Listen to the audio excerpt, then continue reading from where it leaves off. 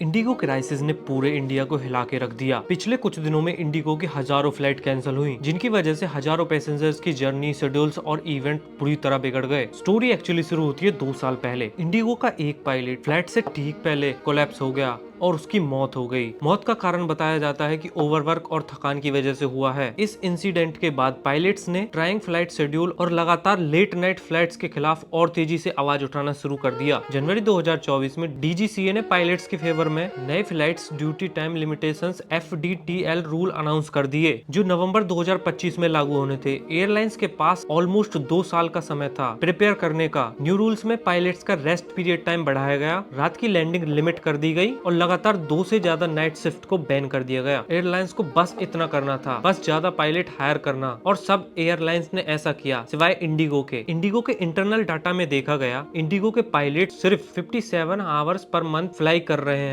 जबकि उन्हें 70 आवर्स का पेमेंट मिलता है। मैनेजमेंट ने सोचा जब करंट पायलट्स ही कम उड़ा रहे हैं तो नए पायलट्स हायर करने की क्या जरूरत है, बट ये डाटा गलत था। बड़ी सिटीज में फ्लाइट्स ज्यादा होती हैं, इसलिए उनके पायलट 70 आवर्स फ्लाई करते हैं, लेकिन छोटी सिटीज में फ्लाइट्स कम होती हैं। इस वजह से वहाँ के पायलट ने कम फ्लाई की, जिसने उनके ओवरऑल वर्क को नीचे खींच दिया, और जब जरूरत पड़ी तो पायलट्स कम पड़ गए। ऊपर से इंडिगो का बिजनेस मॉडल भी सिचुएशंस को वर्स कर देता था, क्योंकि इंडिगो दूसरी फ्लाइट से कहीं ज्यादा रेड आई फ्लाइट्स यानी लेट नाइट फ्लाइट्स करता है। जब न्यू रूल्स ने नाइट ड्यूटी टाइम को लिमिट कर दिया तो इंडिगो का पूरा सिस्टम कोलैप्स हो गया। हालात इतने खराब हो गए कि डीजीसीए को अपने इंस्पेक्टर तक को इंडिगो के प्लान्स उड़ाने पड़ गए ताकि ऑपरेशन सोहाव चल सके। ऐसे एक्सप्लेनर के लिए मेरे चैनल को सब्सक्राइब कर लो।